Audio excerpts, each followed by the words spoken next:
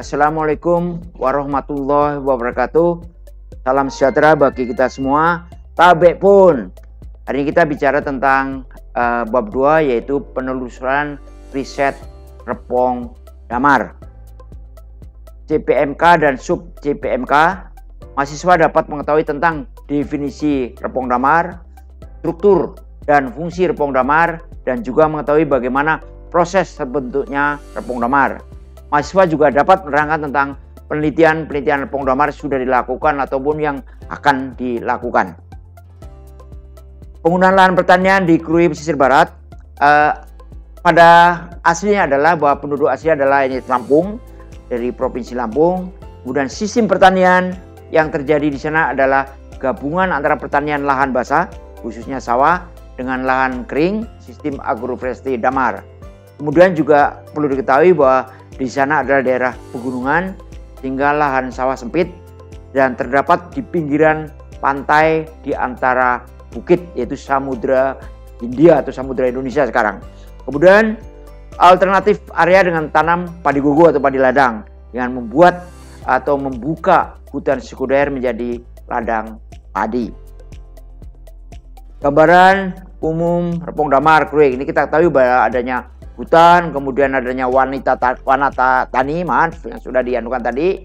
Kemudian Repong menurut warga Krui adalah sebidang lahan kering yang ditumbuhi beraneka ragam jenis tanaman produksi atau produktif, tanaman produktif yaitu damar, duku, durian, pete, jengkol, tangkil, manggis, dan lain-lainnya yang bernilai ekonomis, tapi didominasi oleh tanaman Sorea javanica atau damar mata kucing. Disebut Repong Damar karena pohon damar adalah tegakan pohon dominan, tadi sudah saya sampaikan. Nah, menurut Kusuma tahun 2013, luas hutan damar cukup luas di Provinsi Lampung, khususnya di pesisir barat. Dan perlu disampaikan hasil penelitian Wardah tahun 2005 bahwa kawasan Repong dipertahankan sebagai hutan dengan kelola khusus. Kemudian rakyat dilakukan pembinaan sehingga tidak bisa merubah damar ini. Kita harapkan tidak bisa merubah Repong Damar ini menjadi yang lain, sehingga tetap hasil hutan utamanya adalah damar mata kucing. Kemudian pengelola Repong Damar dapat kelola hutan secara lebih baik.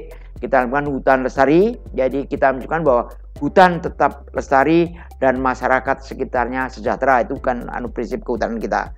Kemudian sumber lapangan pekerjaan, ini yang paling penting sekali kita harus perhatikan.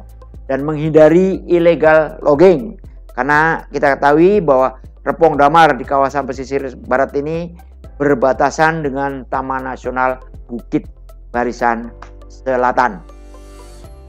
Nah, De Foresta dan Michon ini sejak tahun 1994 melakukan penelitian Repong Damar ini yang kemudian diserahkan ke Universitas Lampung yang langsung saya koordinasi. Secara ekologis, fase perkembangan Repong Damar menyerupai tahapan sukses hutan alam dengan keuntungan ekologis, perlindungan tanah, kemudian keuntungan di evaluasi iklim mikro.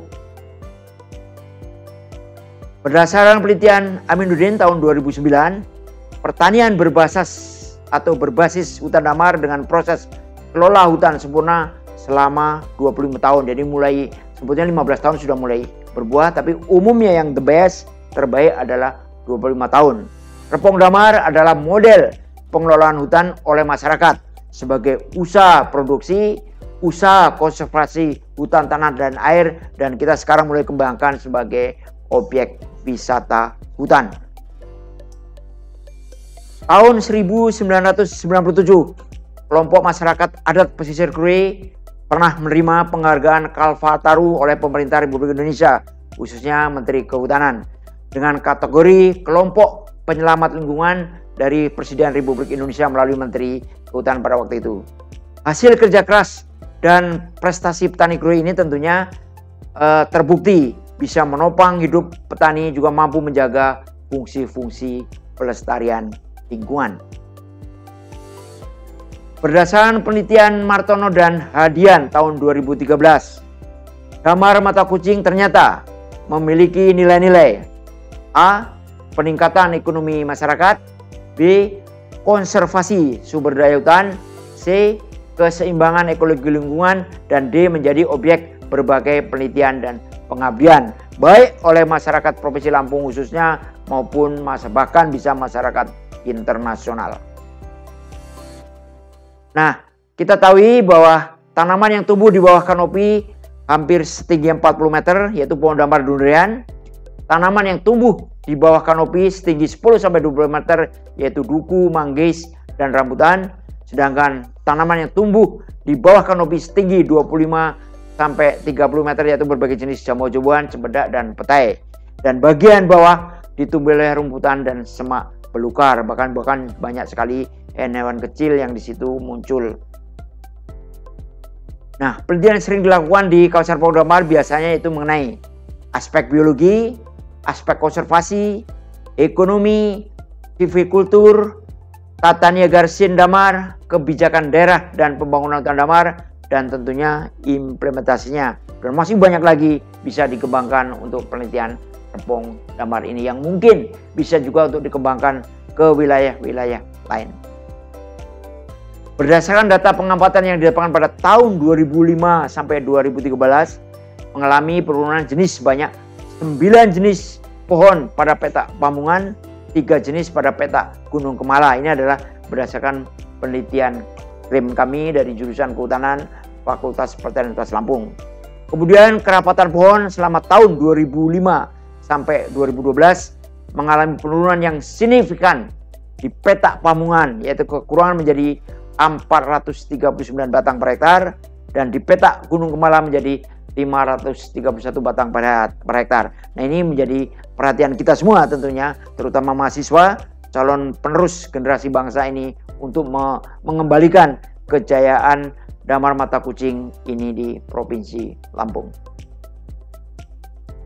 Dinamika Repong Damar Krui tahun 2005 sampai 2013 cukup berkembang. Dari faktor alam, adanya serangan hama dan penyakit yang merusak pohon, umur pohon, bencana alam, bahkan angin dan gempa bumi daerah itu. Kemudian faktor manusia, penebangan pohon di Repong Damar. Yang pohon sudah tua biasanya dianggap tidak produktif. Kemudian pendapatan yang diperoleh dari pengelolaan damar belum optimal. Adanya peluang untuk memperoleh pendapatan tambahan dalam memenuhi kebutuhan. Tingginya permintaan kayu, dan mungkin ini bisa dirubah kembali setelah tahun-tahun berikut ini karena permintaan kayu sudah mulai menurun. Kemudian kemudahan yang diberikan oleh pembeli kayu. Nah, kemudian yang harus kita perhatikan keadaan sekalian adalah pembudidayaan damar, yaitu mulai sistem agroforestry-nya, kemudian getah damar digunakan untuk penerangan dan sebagainya. Sehingga dalam seperti ini maka kita harapkan bahwa next yang akan datang Repong Damar akan tetap jaya, karena itu adalah asli dari Provinsi Lampung. Sejarah membudidayakan damar yaitu dari mulai masyarakat pesisir Krui yang telah membudidayakan damar sejak ratusan tahun lalu, dan tentunya sekarang kita tinggal mengembangkan saja. Nah, penelitian mengenai dinamika perlu dilakukan secara terus untuk memberikan gambaran secara menerus mengenai perubahan kondisi vegetasi di Repong Damar ini. Next yang akan datang tentunya kalau permintaan damar mata kucing rendah tentunya akan bisa berkembang yang lain mungkin, atau next duku, durian, dan semuanya akan lebih banyak berkembang. Terima kasih, semoga bermanfaat penelitian ini. Billahi taufiq hidayah. Wassalamualaikum warahmatullahi wabarakatuh.